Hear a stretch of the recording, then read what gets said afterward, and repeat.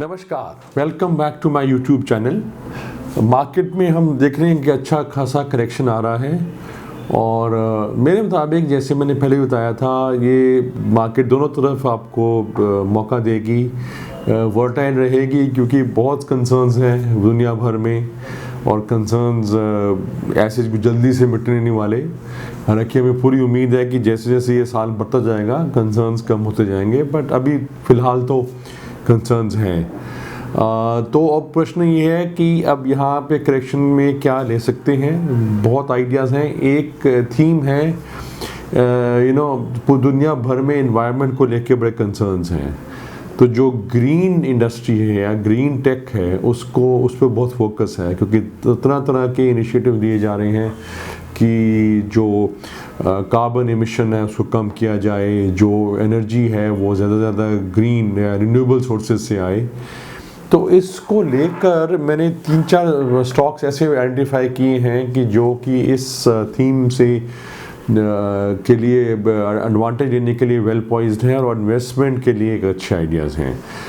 पहले तो मैं एक बैकग्राउंड दे दूं कि इंडिया ने काफ़ी अच्छा किया है पिछले कुछ सालों में गवर्नमेंट सपोर्ट के साथ।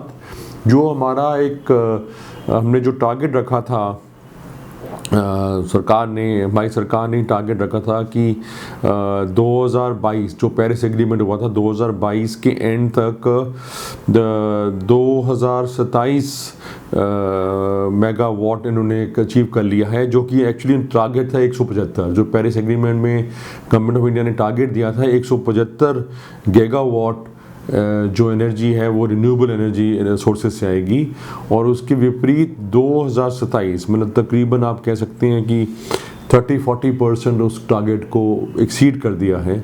तो बहुत अच्छी बात है, एक तरह से एक फोकस दिखाती है कि भी हमारा कहाँ फोकस है, और एक बहुत बड़ी अच्छी बात है कि हमने जो कमिटमेंट दी थी उसको इनफैक्ट मीट किया, उसको एक्सीड किया है। और अब इंडिया की जो रैंकिंग है वो भी काफ़ी इंप्रेसिव है। हमारी 4th रैंकिंग है विंड पावर में ग्लोबली, 5th है सोलर पावर में, और 4th है total renewable power installed capacity में। अब ये चीज़ तो बहुत अच्छी रही, और जैसे मैंने बताया कि आगे चलकर इस चीज़ पे बहुत फोकस रहेगा कि किस तरह का एनर्जी सोर्स है, रिन्यूएबल है या थर्मल या बाकी पोल्यूशन बेस्ड है। तो जो रिन्यूएबल बेसिकली मतलब कि जो भी चीज़ जिसका कोई ऐसा रिन्यूएबल है, मतलब कभी वो अंत नहीं आने वाला उसका, जैसे सोलर एनर्जी है उसको आप जितना मर्जी यूज़ करते रहें, जब तक सूरज की किरणें हैं तब तक वो आता रहेगा हमारे पास, उससे कोई एनवायरनमेंट को डैमेज नहीं हो रहा।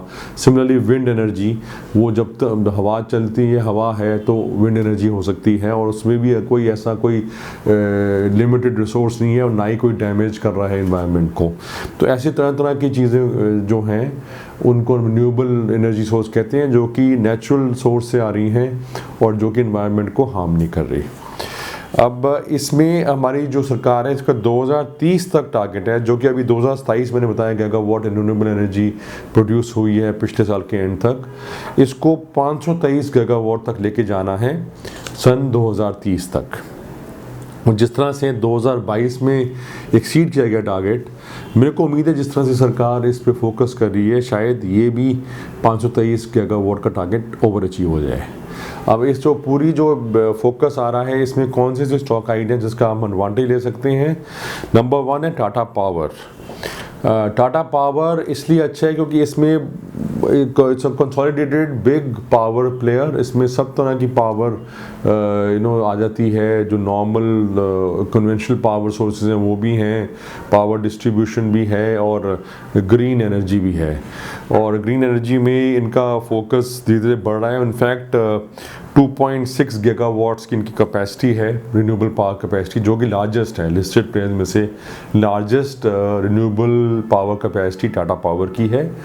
और दूसरा, इन्होंने जो इलेक्ट्रिक व्हीकल चार्जिंग स्टेशंस पूरे इंडिया में लगाने शुरू किए हैं, वो एक बहुत अच्छा एसेट है जो बना रहे हैं, जिसमें कि रेगुलरली इनको एक लीज आता रहेगा। तो वो एक बहुत अच्छा है। तो जो मेरे मुताबिक अभी काफ़ी 30% क्रैक भी कर गया है अपने पीक से। तो ये एक अच्छा आइडिया है जिसको धीरे धीरे करके हम अकोमोडेट कर सकते हैं। टाटा ग्रुप की कंपनी है, वेरी वेल इस्टेब्लिश्ड है, तो उनको वाइड स्प्रेड बुके है पावर का, ना सिर्फ ग्रीन एनर्जी है बाकी में भी हैं। और जैसे बताया कि लार्जेस्ट हैं, ग्रीन एनर्जी में लार्जेस्ट हैं 2.6 गीगावाट्स के साथ, और इलेक्ट्रिक व्हीकल चार्जिंग का इनका बहुत अच्छा वाइड स्प्रेड नेटवर्क है। तो ये नंबर 1 पिक रहेगी, आप इसको अभी करंट मार्केट प्राइस में लीजिए। इसके अलावा दूसरा जो स्टॉक जो कि थोड़ा सा रिस्की है, क्योंकि अभी तक कंपनी का कोई ज़्यादा प्रदर्शन अच्छा नहीं हुआ, पर स्टर्लिंग एंड विल्सन की बात मैं कर रहा हूँ। अब इसमें जो अच्छी बात यह है कि रिलायंस, जो कि बहुत दिग्गज ग्रुप है, उसका कंट्रोलिंग स्टेक आ गया इसमें, और बहुत अच्छा इनको प्लान बनाया है एक्सपेंशन का। अभी engineering procurement and construction solutions देते हैं रिन्यूएबल एनर्जी प्रोजेक्ट्स के लिए। और मेरे मुताबिक इनका जो रिलायंस बैक्ड कंपनी है, तो इनकी आगे चल के अच्छे प्रोजेक्ट देने की बहुत संभावना है। सो थोड़ा सा अगर आप रिस्क ले सकते हैं तो ये स्टॉक काफ़ी सस्ते वैल्यूएशन में मिल रहा है, सिर्फ 5,000 करोड़ की टोटल मार्केट कैप है, जो कि जिस तरह से इनका पूरा ऑपरेशन है और जिस तरह आगे फ्यूचर ग्रोथ के अनुमान लगाए जा रहे हैं, उस को देखते हुए रीजनेबली अट्रैक्टिव वैल्यूएशन है। तो थोड़ा सा अगर आप रिस्क ले सकते हैं तो इसमें भी आप खरीदारी कर सकते हैं। तीसरा जो कि मेरा फेवरेट होगा इस पूरे पैक का, वो है केपी एनर्जी। मेरे मुताबिक ये हर इन्वेस्टर के लिए एक मस्ट है, और मेरे मुताबिक नंबर 1 पिक होनी चाहिए केपी एनर्जी और बोरोसिल रिन्यूएबल्स, जिसकी मैं अभी इसके बाद बात करूंगा।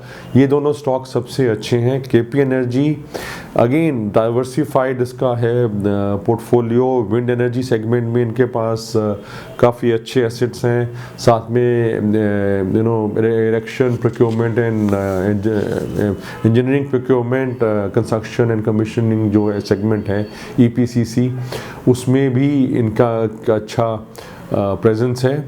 और इसके अलावा मेंटेनेंस में भी हैं पावर प्रोजेक्ट्स के, और इंडिपेंडेंट पावर प्रोड्यूसर के सेगमेंट में भी हैं।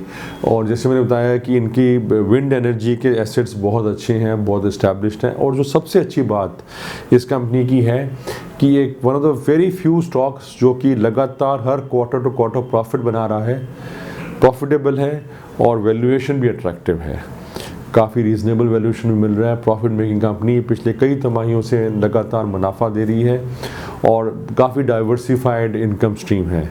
तो ये काफ़ी अच्छी स्टॉक है, काफ़ी अच्छा स्टॉक है, इसको ज़रूर आप खरीदारी करें। और last but not the least, Borosil renewables.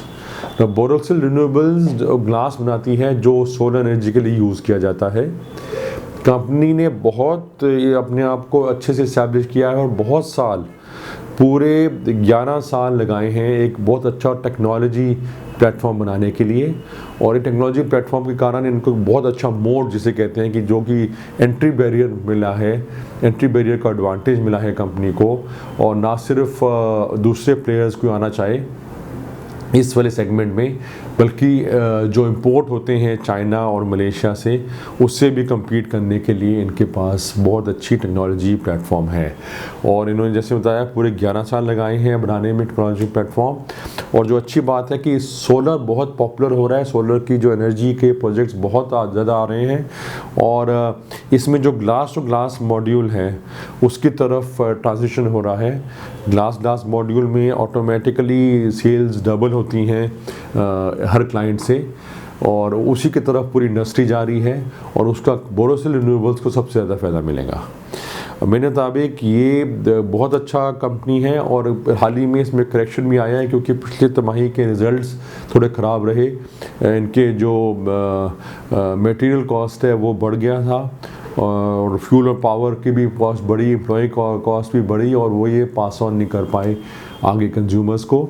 तो ये जो डिप आया क्योंकि थोड़े रिजल्ट्स ख़राब आए, मेरे मुताबिक काफ़ी अच्छा अपॉर्चुनिटी है, वैल्यूएशंस अट्रैक्टिव हो गए हैं, जैसे कि 40% तक करेक्शन आया है पीक लेवल से। और मेरे मुताबिक एक जो लेवल अब आया है बहुत अट्रैक्टिव है, और बहुत अच्छा अपॉर्चुनिटी दे रहा है इन्वेस्टर्स को एंटर करने के लिए। तो जैसे मैंने बताया, अब ये 4 स्टॉक आइडियाज़ हैं। नंबर 1 पिक होगा बोरोसिल रिन्यूएबल्स। करेक्शन भी ले चुका है स्टॉक और मेरे मुताबिक बहुत वेल इस्टेब्लिश्ड है और इसकी जो टेक्नोलॉजी का प्लेटफॉर्म है इसको बहुत आगे चल के एडवांटेज देगा। और सोलर वैसे भी बहुत पॉपुलर हो रहा है amongst renewable power energy sources. तो नंबर 1 बोरोसिल रिन्यूएबल्स। नंबर 2 पे केपी एनर्जी, अगेन क्योंकि प्रॉफिट मेकिंग है और लगातार काफ़ी तिमाहियों से प्रॉफिट बना रहा है। छोटी कंपनी है बट प्रॉफिट मेकिंग है, वैल्यूएशन अट्रैक्टिव है, तो इसलिए मेरे को बहुत पसंद है और डाइवर्सिफाइड रेवेन्यू स्ट्रीम भी है। और तीसरी और चौथी लेवल में आएंगे स्टर्लिंग विल्सन जो थोड़े इन्वेस्टर जो रिस्क लेना चाहें उनके लिए, और टाटा पावर जो थोड़े कंजर्वेटिव इन्वेस्टर्स हैं उनके लिए। तो ये 4 स्टॉक आइडियाज़ हैं। जो आइडियाज़ अवॉइड करने हैं इस सेक्टर में, मेरे मुताबिक अडानी ग्रीन को अवॉइड करना है। बहुत महंगा है और अडानी के नाम पे चल रहा है, अभी कोई प्रॉफिट भी नहीं आ रहा, ना ही प्रॉफिट का कुछ नज़र आ रहा है आता हुआ, तो बहुत महंगा है, लॉस मेकिंग है, इसको अवॉइड करें। इसके अलावा आइनॉक्स विंड को अवॉइड करना चाहिए। अगेन बहुत निराशा दिया इसने ओवर द इयर्स, कोई प्रॉफिट नहीं आ रहा, कोई ग्रोथ नहीं आ रही अच्छी। NHPC एक और अवॉइडेबल है, निराश किया है इन्वेस्टर्स को, इसको भी अवॉइड करें।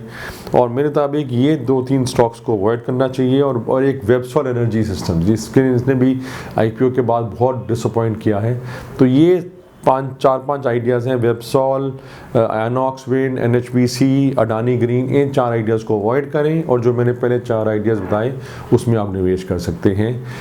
ओवरऑल ये मेरे मुताबिक अगर आप बुके बनाएं ये 3-4 स्टॉक्स का और इन्वेस्टेड रहें लॉन्ग टर्म के लिए, तो इनमें से 1 या 2 ज़रूर मल्टी बैगर से हो सकते हैं, क्योंकि इंडस्ट्री ने बहुत ज़्यादा ग्रो करना है यहाँ से। तो इस बड़ा अच्छा टाइम है कि इस टाइम तो आप किसी 2-3 अच्छे आइडियाज़ को लेके उस पर बैठे रहें कुछ साल के लिए। आपका हो सकता है एक ना एक आइडिया तो उसमें मल्टीप्लाई भी कर सकता है, जो कि आपके पूरे पोर्टफोलियो को बहुत अच्छा रिटर्न देगा। I hope you like my video और लाइक माई स्टॉक आइडियाज़। अगर आपको अच्छा लगा तो ज़रूर लाइक और शेयर करिए। Thank you so much. नमस्कार।